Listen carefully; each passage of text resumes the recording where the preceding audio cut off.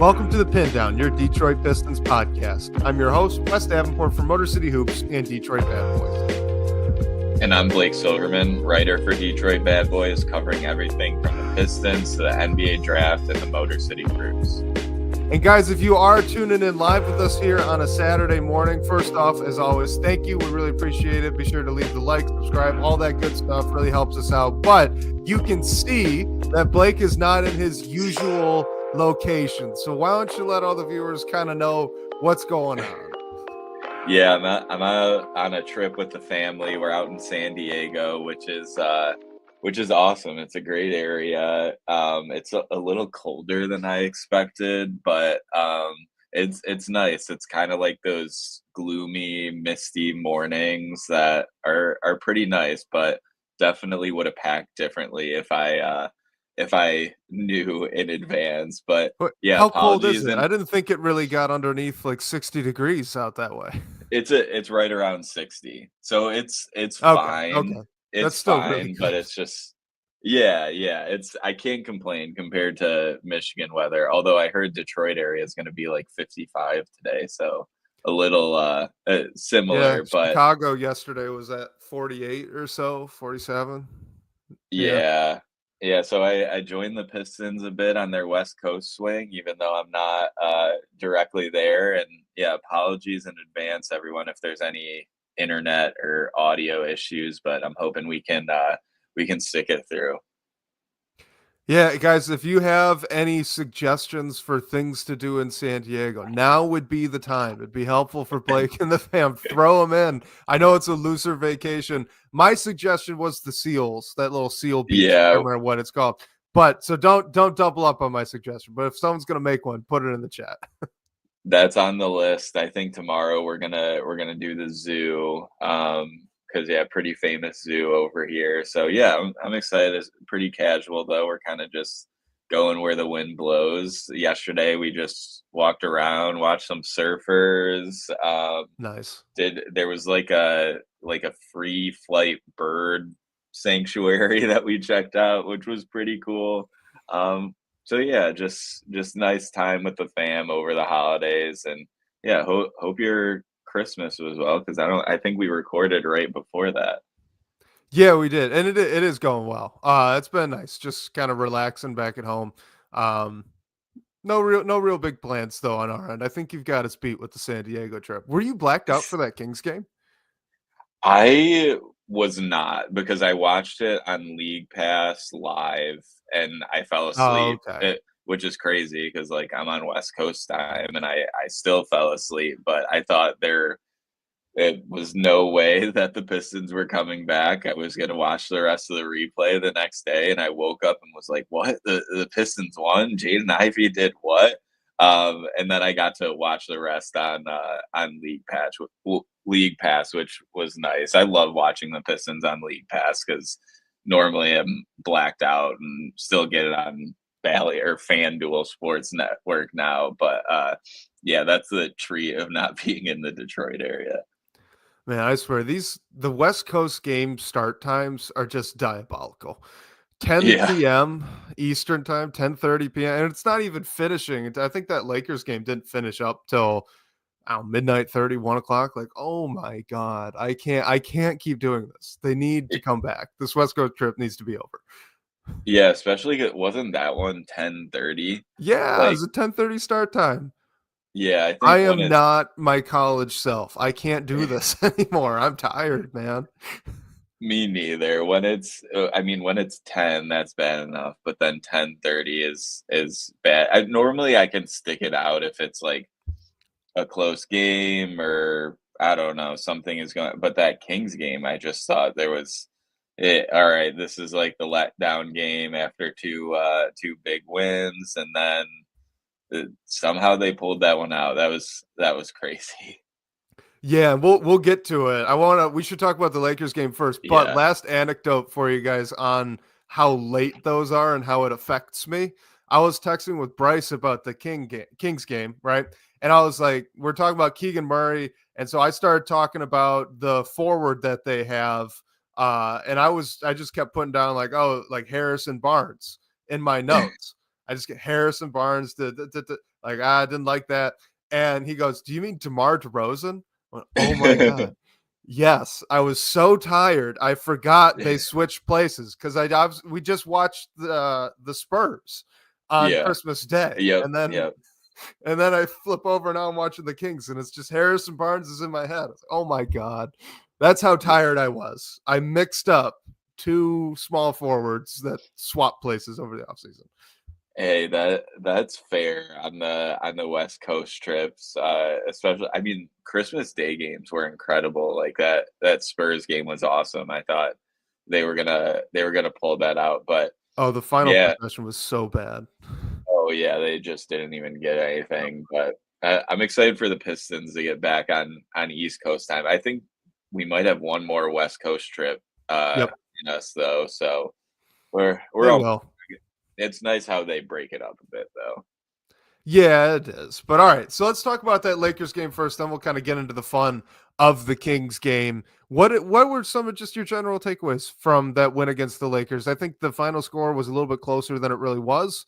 But of course, that also is partly on the Pistons. They gave the Lakers a shot there late in the fourth quarter.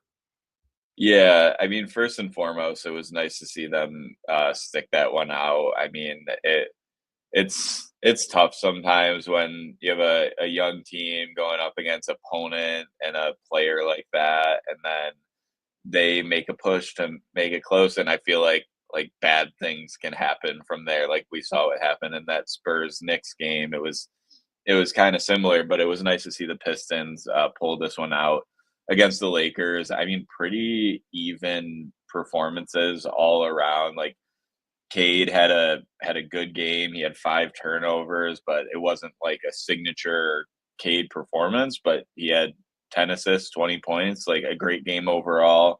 Jaden Ivey had a great game too. Malik Beasley had 20 points, made 5 threes.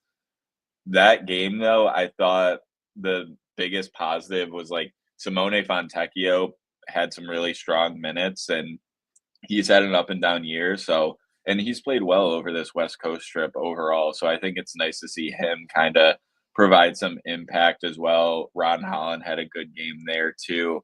I think maybe we'll talk about this a little more about when we get into the Kings game, but overall, like Tobias Harris has just kind of been he has been a disappointment. But in general, I feel like you can't really pick out those things when the team is winning these games. So you kind of just take what the positive signs that you can take, and then hopefully Tobias gets out of it and provides some impact. But overall, I was just like happy that the Pistons could pull that one out, especially when a team like the Lakers made it close at the end.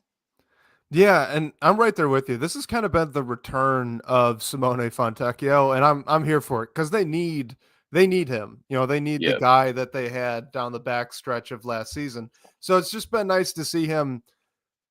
It's not quite just being more decisive. I don't think that's part of it, but it's more like he just knows what he wants to do, and he's actually capable of doing it again. I hadn't been of the mind that he had been dealing with the injury, like the ramifications of his offseason injury through the start of the season. I thought he looked pretty good in the preseason. He was moving well, so I wasn't sure. But the bounce back right now isn't just making shots. It's also kind of that basketball feel that he has returning, right? He can get into some of those spaces and be a heady European basketball player like he was. And he's doing that all again. So I'm with everyone now. I've changed my mind. I'm with everyone that said maybe he had a little bit of layover from the rehab stuff over the offseason. It's taken a while, but he's stringing them together now. And I think you're noticing it. I mean, he's been a big part of this little winning streak. Yeah, well, it's interesting to see because I mean, the past couple seasons when the Pistons aren't playing for anything except maybe trying to lose games to get better lottery odds at the end, when players get shut down like Isaiah Stewart, and I feel like Fontecchio last season was in that group for me. But for me, it's kind of a struggle because you don't really know the severity of the injury, because it might just be a little of like, okay, we're not playing in competitive games. Let's play it safe a little bit. So Yeah, I didn't expect it to linger for Simone, but it seems like it has, and seeing him string together a few positive performances, because I mean, I thought his minutes have been pretty impactful. Like you said, it's just a role that the team needs, and if he can be another guy that can at least be an average defender and hit some shots, like that's going to help this team out. So I hope he keeps it up, because overall, I heading into the season, I thought he was going to bring more than he has, but it might have just been a period of ups and downs. All right, last question here before going on to the Kings game. But what have you thought of Ron Holland kind of on his first big West Coast road trip? Yeah, I mean, I won't get into it like the Kings game too much, because he it didn't get many minutes in that and didn't do much or anything. But I think overall he just provides kind of a just like a energy that the team needs. And I think overall he's shown, like, I don't think he's a incredibly impactful defender yet, but I think he's shown flashes that he can get to be that. He makes some plays, and also his like package finishing at the rim, I have been pretty impressed with. Like, he's done more in his rookie season than I expected he would. I thought it would take a lot of time, and I think it still will for everything to fully click, but he's shown flashes. We know he's a heck of a competitor for the just the situations he's got himself into, sticking up for his teammates, which I think is great. I mean, obviously you don't want to take yourself out of games more often than not, but I think it's awesome that the Pistons have this rookie that plays really hard, has the possibility to become an electric scorer for this team overall. So yeah, I think he's been good. Although the Kings game, there wasn't much there. I've been really impressed with Holland. I think the Pistons might really have something with him if everything goes right. So shout out real quickly to a couple of our guys here. We got YouTube user in the chat with the thumbs up. Derek Brown says, "Sup guys, hope all is well. Happy to join in live. Happy you're able to join in live. Thank you both of you guys for tuning in." Back to Ron Holland. I'm right there with you with the defense. He's not been nearly as much of a negative as I had expected, and I'm really impressed with it. I was expecting a lot of getting beat off ball, a lot of backdoor cuts, those sorts of problems, which are, yes, Ron Holland had those issues in the G League, but that's also just 19-year-old problems in the NBA. It happens. It hasn't been all that bad. I haven't seen that happen too much. He's gotten lost in a couple of switches over this road trip. There've been issues here and there, but it's not been to the extent that I thought and that I expected that it would be. And that's been really nice to see, because I'm right there with you. The fact that he's actually more of a neutral defender at this point as a 19-year-old in the NBA, even with some of these off-ball focus issues, is a huge win. It is. It's a huge win. Yeah, 100%. And I think, like, when the G League Ignite program was disbanded, I was a little upset for a second, just because I thought it was good for the G League to get more eyes on it. But seeing the way Ron Holland's rookie season has played out sort of makes me happy in the end that it was, because coming into the draft, like, one of Ron Holland's negatives was decision making, feel, just because of the turnovers. And I mean, I wasn't super concerned about it, because I knew he wouldn't have nearly as close to as many on ball opportunities in the NBA as he did in the G League. But I just think how JB Bickerstaff has used him, it really just tells you that that whole concern might have been just because of the situation that he was in. So yeah, will Ron Holland grow into more of an on-ball guy if he truly hits, and maybe he's the second option to Cade? Maybe, but I think to get to that point, you have so much time to improve the handle, improve the decision making, stuff like that. So I I've just been happy overall. Like, I think he has a real shot to be a huge piece of this team. And I don't know if there were a ton of guys in this draft, especially where the Pistons were taking, that you could say this about. So like Trajan Langdon took a swing. Right now it looks good. Could that change? Yes, but like the signs point more to it's gonna work out rather than the other option. All right, let's talk about the fun of that Sacramento Kings win. We got to wait to get into the game winner, so let's hold off on some Jaden Ivey takeaways. But how about we focus on Cade Cunningham, because this was one of the first games in a little while, I think, that the stat line is a bit better than the game I thought he actually played, right? So he had 33 points, 10 assists, 4 rebounds, 38 minutes. However, 9 of 24 from the floor, 4 of 11 from 3, and oh shoot, ESPN's not giving me the free throws. There we go. He did get to the I line a bunch though, which 11 was a for big win. 12 from Yeah, the 11 line. for 12. What did you think of Cade there? Yeah, I mean the first half he was kind of just unconscious. Like he scored 21 of those points in the first half. And I think overall, like the Pistons got into a stretch in the third quarter where they were just forcing some things and nothing was going down. And Cade was a big part of that.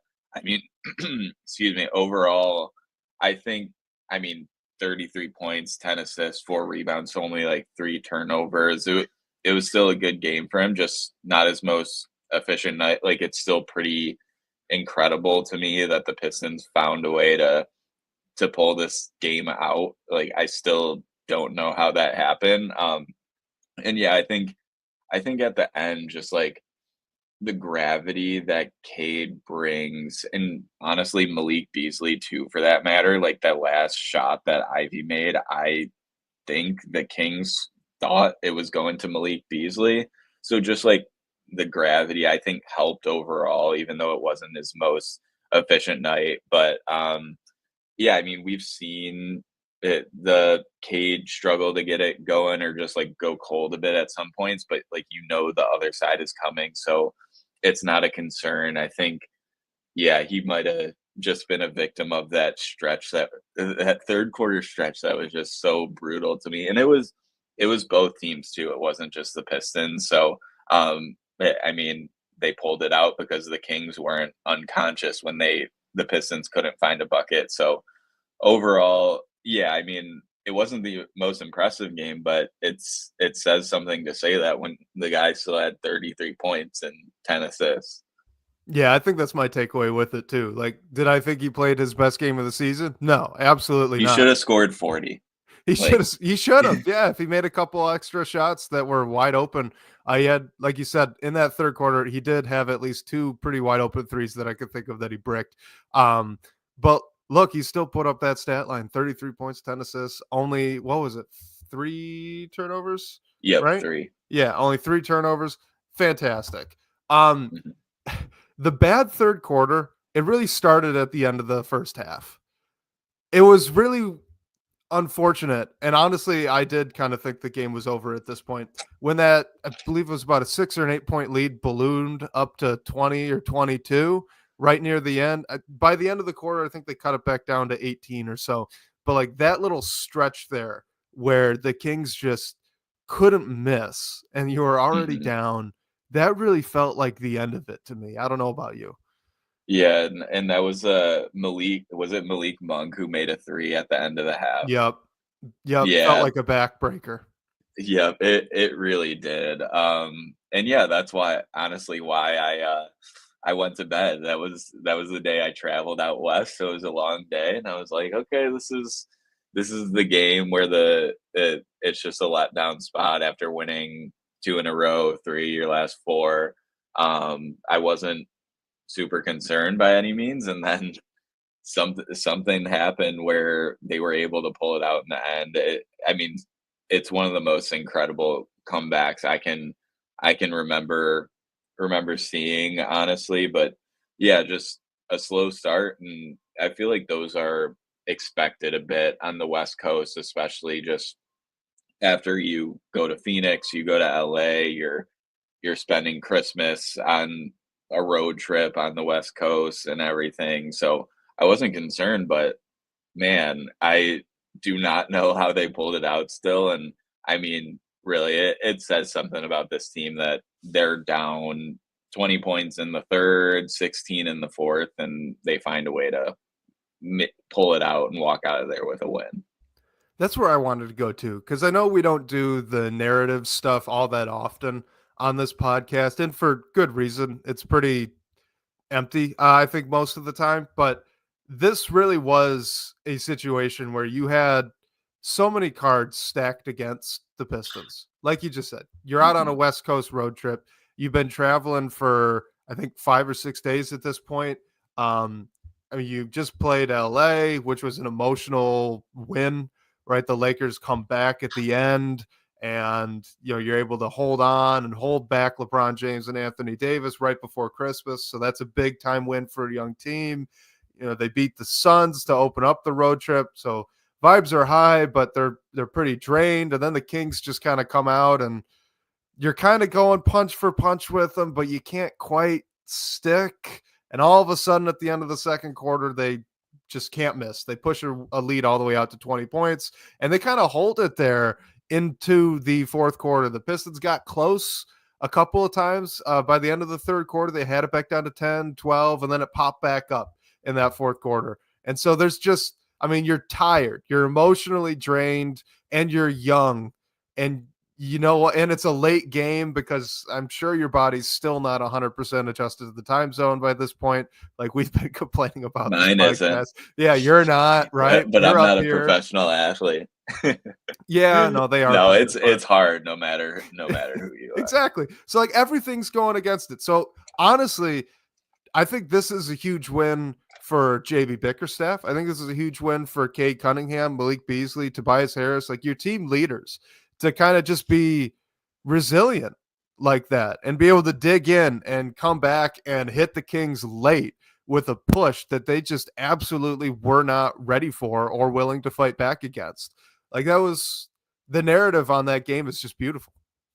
Yeah, and I mean, for Jaden Ivey to hit that shot, have that big play, together a couple of these performances, like, so big for him. I mean, Ivy has been pretty clutch at times, but overall, he's been Well, a the streaky. layup that he hit a couple play or one play before Yeah, was huge. Tough layup, tough finish to turn that corner there on, I think Malik Monk was guarding him. I can't remember for sure.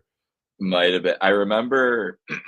I don't know if it was this play, but it was definitely in the fourth quarter. He just had like an in and out, and I think got by Herder and like finished over Monk, Yeah, that and one was it. nice too. Yeah. Yeah, yeah. So just like, I mean, it's nice to see, because I feel like Jaden Ivey has been a pretty big talking point, and like maybe he is just a guy who goes through up and downs at certain times. He was also battling injuries, so overall, I think it's just nice to see for him, and like how his team really rallied around that. Like I was laughing. I think it was both Malik Beasley and Cade were posting videos of the final play on like their Instagrams, and I think it was Beasley who said like, "Oh, I wish everyone could hear us in the huddle. We were all just saying like that's crazy." Malik It Beasley cut off Jaden Ivey in his post-game interview, took the mic basically. He's wearing the headset, but like talked into the mic and said, sorry, he's got to be done. We need to go celebrate. Like, yeah, fantastic. I love that. I love how Beasley does that, by the way. Like I remember he did it when the Pistons, after the Pistons won that NBA Cup game in the group stage. I think it was Cade. He was like, "We're going to Vegas, right?" And Yep. I mean, we know how that played out, but I love having just a vet who does. And shout out to Malik Beasley too, who just overtook Anthony Edwards for the most total threes made in the NBA this season while coming off the bench, and he's also on pace to absolutely shatter the Pistons Get the all-time man into the 3 point. three-point contest. That's all I'm saying. 3-point contest, Yeah, Malik Beasley, that needs to happen. if he's not in it, the only reason should be because he doesn't want to do it. Yeah, And agreed. from what he's said, he wants to do it. So he should be there, and Cade should be in the All-Star game. And Ron Holland should be in the dunk contest too. That That'd be reverse fun. dunk he, That'd be fun. that reverse dunk he had He did the against the LeBron Lakers dunk was against LeBron. yeah, That's awesome. and it in LA that that was incredible. Such a highlight. So yeah, I hope that we as Detroit followers and fans have stuff at the All-Star game to pay attention to more. But yeah, I thought it was great for Jaden Ivey overall, and then just to see the team find a way to pull that one out. And man, we're a Pistons podcast, so we're not going to go into it, but what a disaster in Sacramento. Like, oh man. Yeah. I'll get back to the game right after this, but Detroit sports teams this season are now, at least as far as I know, responsible for 2 firings of coaches. You got the Lions that ended Eberflus, and then now the Pistons just got Mike Brown axed, which, whatever. And might I add on that, I don't remember if the Pistons were the last game, but I know they were one of the last games after the Bucks parted ways with Adrian Griffin last year and then hired Doc. But they didn't win that game. Yeah, it was just close.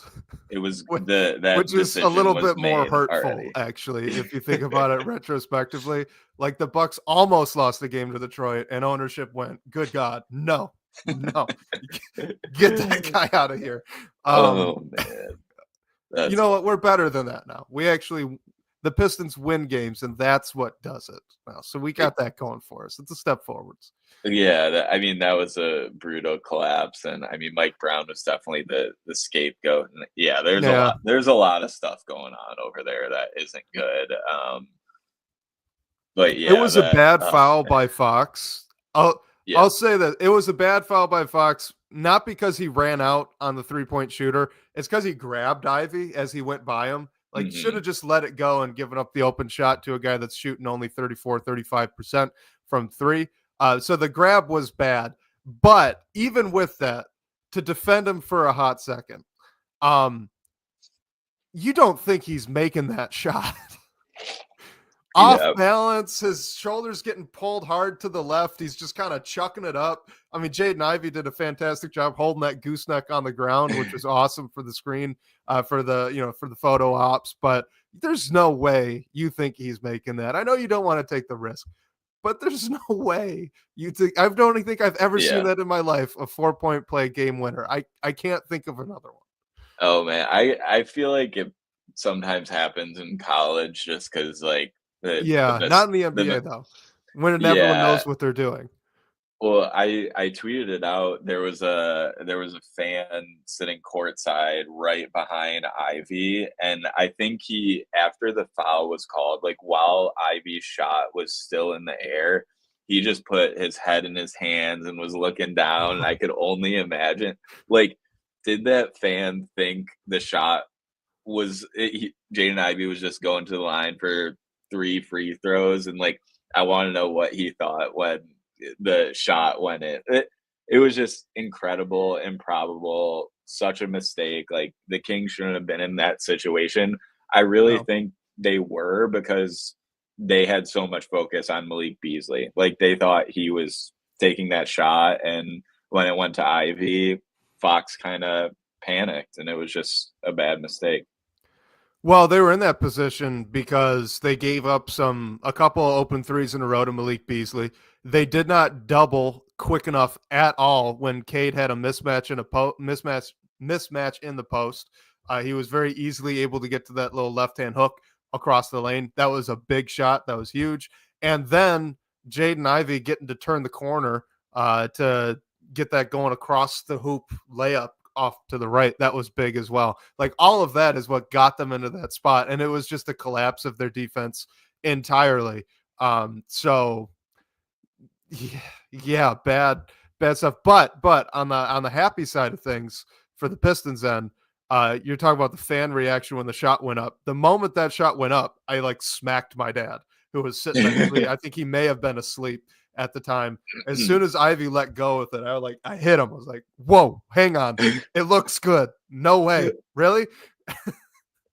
Yeah, I don't like my wife will sometimes get into basketball games, but overall, like, she doesn't pay attention too much. But this shot, like, I knew what was going to happen because I already saw it on the internet.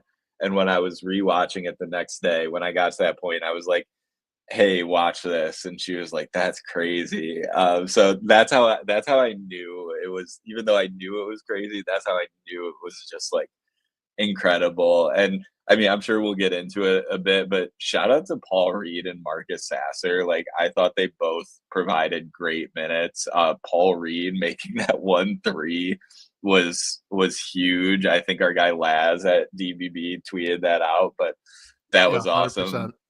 I liked how Paul Reed like had a 3-point celebration after that because I can't remember the last time he hasn't had many opportunities to put up threes, and Marcus Sasser has just provided some impactful minutes. Like, he's at least been a bit disruptive as a defender, and if you look at the box score, he doesn't pop out at you, but I think he's been solid when called upon, and maybe he finds a way into some more minutes overall. But I just felt overall around the margins, a lot of stuff went wrong in this Kings game, but then once the Pistons started making this push, like, a lot of it wouldn't happen, like, obviously without their stars, but also those back end of the rotation players are providing huge minutes for you, which isn't something that you've had in years past. And it's such a tough role for Marcus Sasser, right? I mean, he didn't play, I don't believe, any minutes in the first half. I think all of his 8 minutes were in the third quarter into the fourth quarter. And I mean, frankly, nothing else is working. Let's get Sasser out there at that point in the game, right? And it's not like, you're right, it's not like he blew the doors off and got hot from three. He only had 2 points. He only had 1 assist and I think 1 steal. So his 8 minutes weren't statistically incredible, right? He didn't go off in the box score. But I'm with you. I thought he was really impactful as a defender. The Kings treated him as a shooter, so he was obviously helpful with the floor spacing. And I just thought he was solid, which is what the team needed at that point. The wheels were falling off a little bit. They were down almost 20 points. It was, there was a stretch there where I think both teams were shooting under 40% from the floor in the third quarter. Like, nothing was going right. Nothing was going right. And Marcus Sasser came in and was just steady. And that was exactly what they needed. That helped kind of spark the turnaround there going into the fourth quarter. And you're right, Paul Reed had a great night. Paul Reed was, I just lost it. There it goes. All right. Paul Reed had 7 points. He had 2 assists, 3 rebounds, 2 steals, and a block. I mean, that's, again, in only 13 minutes. That's big. That's big. Yeah. That's huge. Yeah, and he's been like, I mean, you can tell we don't have to get into the whole Duren conversation today, but you can just honestly tell the difference when Paul Reed is out there just disrupting things. Like Thomas Hardy brought it up in the chat here, the way Reed hedges out on screens is making a huge difference in our defense. Like, yeah, I think he's like stepping in there, and just the way Duren plays in drop coverage, like sometimes it just gets like a little bit lost and goes out and gets the wrong thing. But overall, I think Reed, although he hasn't been perfect, he's been strong overall. And I know, Wes, I was listening to you, Bryce, and Omari on the Pistons Pulse, and Bryce mentioned how he thinks that Reed should just start a few games while Duren comes to the bench. Like, I think that's a good plan. Although I don't know what it would do, like if that signals the end of the Jalen Duren era. But I think overall, just the fact to when you have a fully healthy front court, the fact that your third guy is Paul Reed and he's been able to make an impact off the bench, like I think that's been huge for the team as well. So overall, it just feels like although the roster, I wouldn't say it's necessarily one of the deepest in the league. Like these guys are competing, which is all you can really ask for. This is the deepest roster the Pistons have had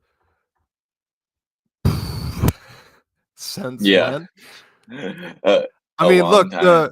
it's been a long time. Like even the Blake Griffin playoff team, that was not a deep team. They signed Wayne Ellington off the street after the trade deadline, and he started games for them.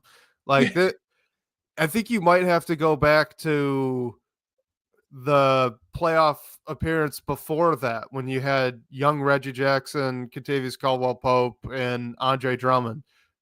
I, I think that might be the last time the Pistons were even remotely three deep at a couple positions instead of the usual zero with NBA players.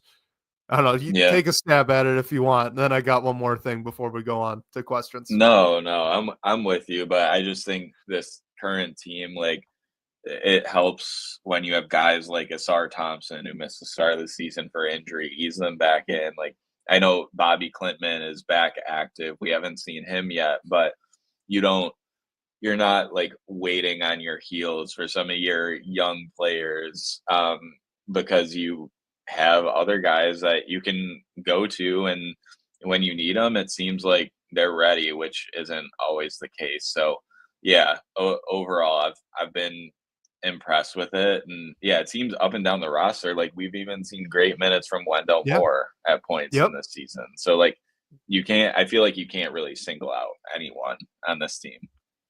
No, I agree. And our guy Mateus from Brazil says the Pistons are hotter than his city, Brazil. Fantastic. Yes, they are. Hopefully they can kind of complete this West Coast swing. I want to say one thing quickly on Jalen Duren, because I don't think he played fantastic in that Kings game, but he had 4 stocks. He had 4 stocks, 2 steals, 2 blocks, and that's what you want to see out of Jalen Duren right now. Like that is that middle ground that you hope to see this entire season, where he's still not a good defender, but he's making those impact plays that he's capable of doing. He is a physical specimen. He can jump out of the gym. He's strong as an ox, and he's pretty quick on his feet for a guy his size. So, yes, like, a couple passing lane tips to get the steals, a couple of low side help, block shots, even if he's letting Trey Lyles have a really nice night and Alex Len be a little bit more impactful than a guy like Alex Len probably should be in his minutes. Like you take those downsides and then you get the upside of the impact defensive playmaking, right? The defensive plays. And that's what you want to see. So I hope to see more of this out of Jalen Duren. I thought for his expectations, this was a strong night. Yeah, and I think a lot of times when you see Jalen Duren like make a nice defensive play, like a lot of times there's been a late foul call, and you can tell, like it's kind of like a backbreaker for people watching, and then you can tell like how disappointing that is for Duren. So just the fact that he had a few of those, there was one of those blocks came pretty late too. That was a good play. I mean, honestly, I was a little worried it was I going to get believe called. on DeMar DeRozan. Yep. Yeah, I was a little worried it was Or going to get Harrison called. Barnes, if you're looking at my notes. That's great. But yeah, I was worried that was going to get called a foul, but it was nice to see him make those plays down the stretch too. So yeah, overall, like, although you can tell the difference when like an Isaiah Stewart or a Paul Reed is out there, like you said, you need your center to be somewhat disruptive defensively, like he was at points in the Kings game. Right. Well, it's kind of like what we were talking about earlier with Ron Holland, right? When you have young players and you're hoping that they improve to become good defenders in the future, what you want in the meantime is neutral, right? You want a guy that's given up some plays on defense, but's also creating them, and it offsets. So they're not a great defender, but they make as many bad plays as they make good plays. And when you're talking about a 19 or 21-year-old, you're going to live with that. That's how it goes. Usually that's the case. Usually guys aren't Asar Thompson and they walk out in year one and are just incredible on defense. So the fact that we got that against the Kings from Jalen Duren, I think that's a huge win.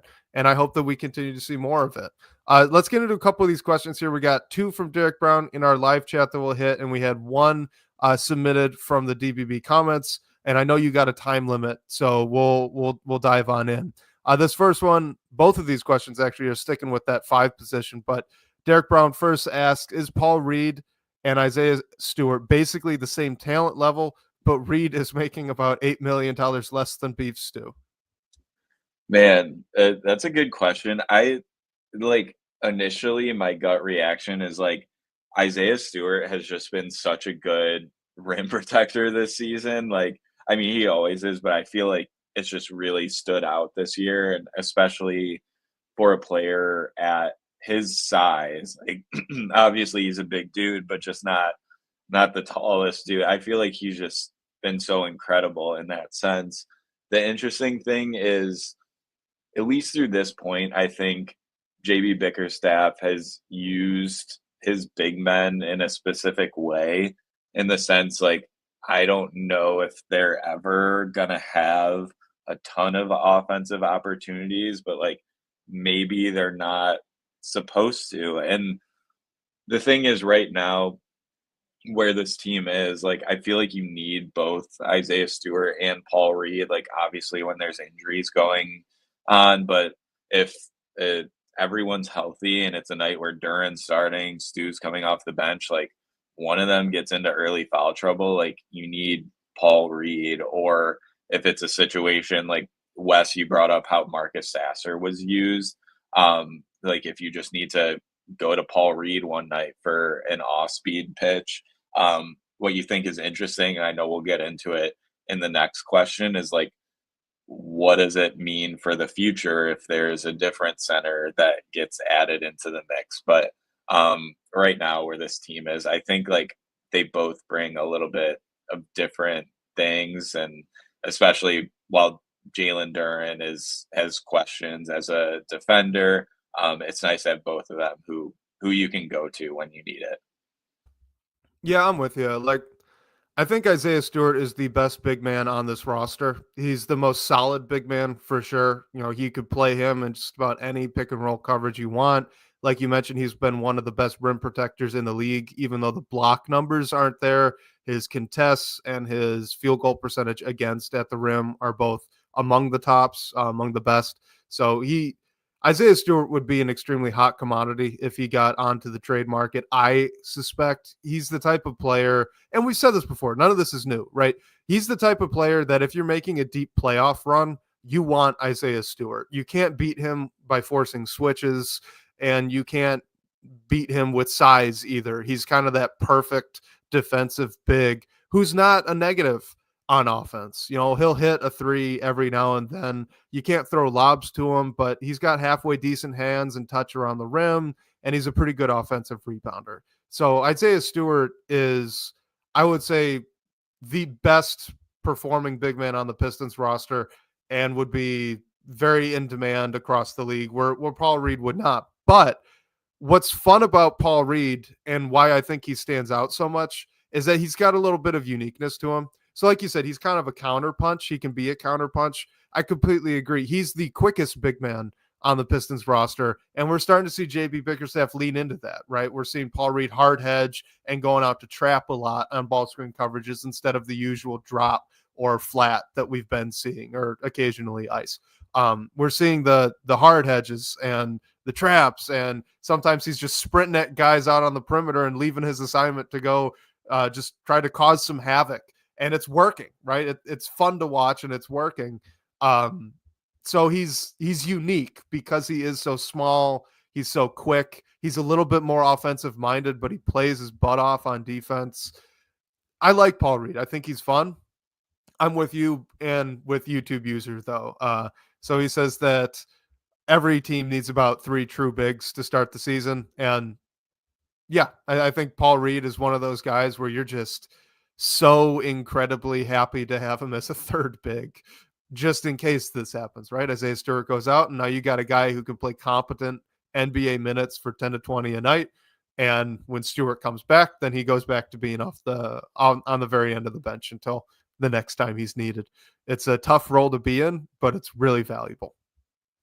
Yeah, 100%. And who knows, like, what this big man rotation looks like in the future. But overall, I think just they each bring something unique. And like YouTube user mentioned with like the offensive gravity. I mean, sometimes I think Paul Reed like calls his own number and it's just like, oh no, but sometimes it works He out. does. So it's like Who it's was the pretty player that funny. was like that with, I feel like it was maybe with the Lakers. I'm thinking of Nick Young. Nick Young. Yeah. Yeah, where he'd be out there and you could see it in his eyes and be like, "Oh, it's Nick Young time. Look out." Yeah. He's Paul got a Reed streak of has a that for bit of sure. that to him, which I mean, obviously if it's in clutch time and like or maybe just in general you don't want him to go to it, but like sometimes it works out and it's just fun. That's why his name is B-ball Paul, I guess.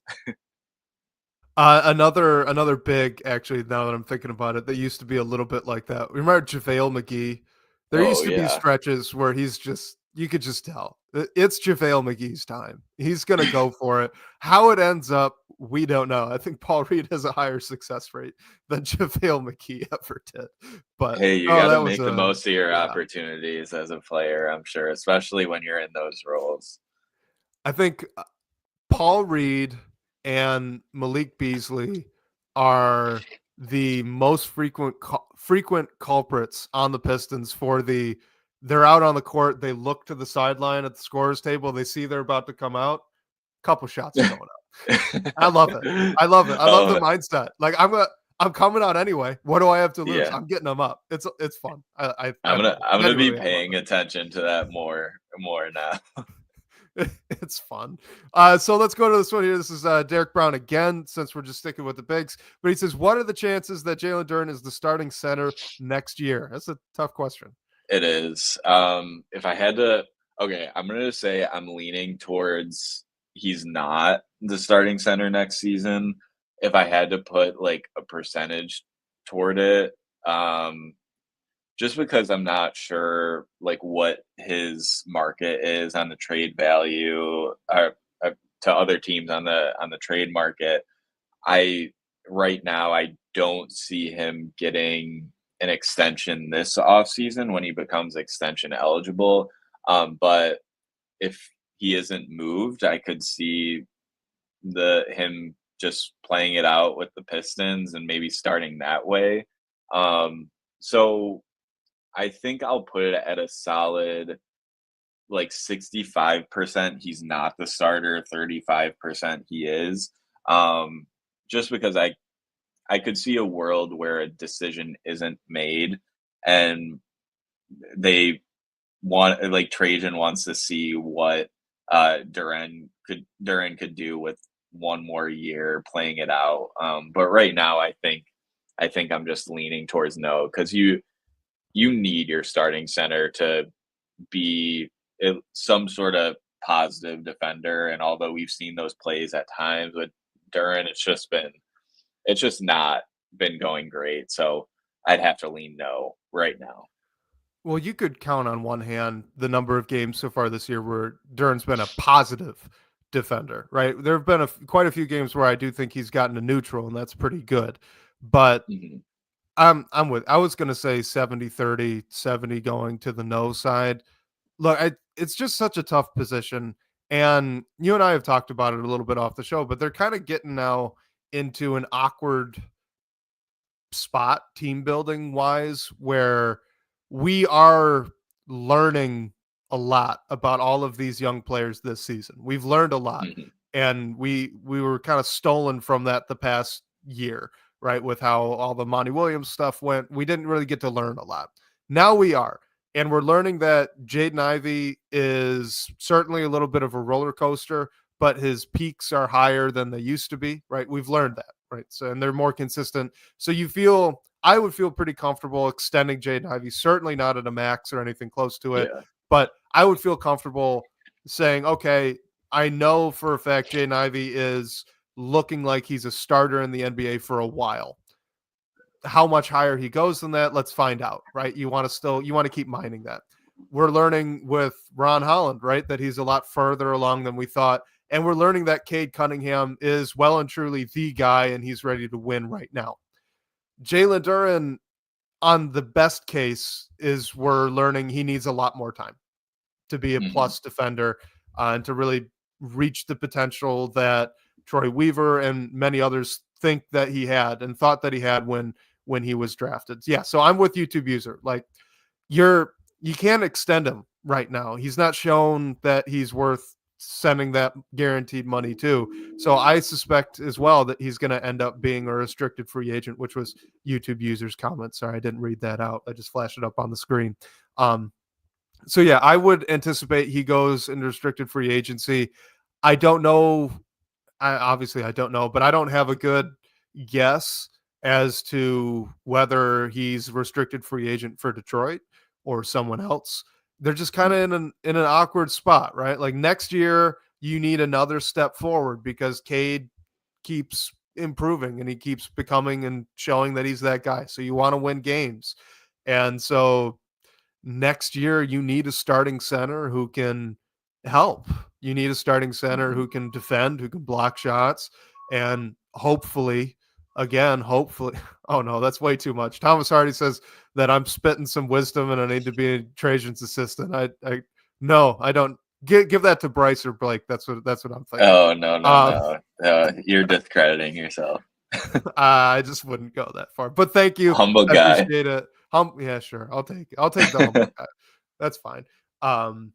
Look, you just need to take the step. That's the point. You need to take the step. Jalen Duren, what we're learning this year, unless something really changes down the backstretch, is that he's not ready for that. Maybe he's ready in the future, so you want to keep him around and you want to keep him as a restricted free agent and give him a cheap contract and all that stuff. So you can kind of extend this timeline and have him as your backup. And for the record, I think that Jalen Duren would be a really good backup right now. So if you want to move on from Stewart and get someone else in that's a starter and keep Duren as your backup, I'm for it. I get it. I think he'd be great. He'd be a great backup. But as a starter, I just think it's asking too much. Yeah. And I mean, honestly, I could see Duren getting moved at this trade deadline. Like if there's a deal on the table and the team staying afloat with Isaiah Stewart and Paul Reed for the rest of the year, and maybe you bring like a third big back or sign someone. But yeah, over like the unfortunate thing is we don't know about the trade market until we know. But I could either see that or Duren heading into restricted free agency, like you mentioned. So we'll see. But I think the Pistons starting center for the future is likely not on the team right now. Yeah, I agree. And like the tricky part with the trade thing, at least this go around, is like, how out is Trajan Langdon right now? Right? Does he want more time? Does he want like a couple of years more time, but on the right deal? Is he done now? Because I can't imagine that the trade market for just Jalen Duren is any stronger than it was for Sadiq Bey at the time.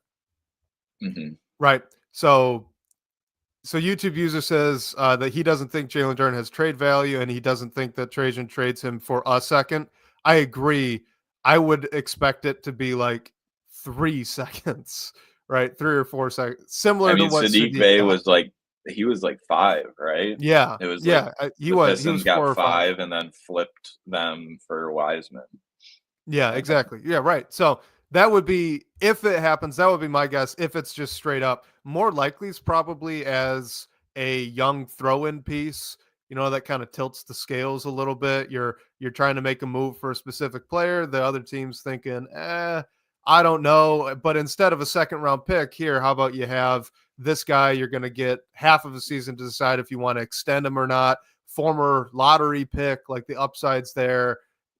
I could see that being as like the throw in to like tilt the scales in your way so the deal gets done. But yeah, just straight up, it's tough. It's tough because I'm with YouTube user too. I don't think like a second. No, that's not worth moving on. And that just might be what the market is. So rough spot, tough spot. 100%. All right, let's close it out on this one. We're going to just keep going with the future forward look. This is from Dave, 10.9 miles north of LCA in the DBB comments. Will the Pistons keep their first round pick, Blake? What do you think? I'm gonna say yes. It's protected 1 through 13. So I mean, if they make the playoffs, they won't. But I don't know. I'm just gonna lean toward this team isn't ready yet. Although they could still make the play in, but lose and keep this pick. So I'm just gonna lean that they keep it right now. I think they want to have another crack at the lottery, especially when the top of the draft is definitely better than last year's.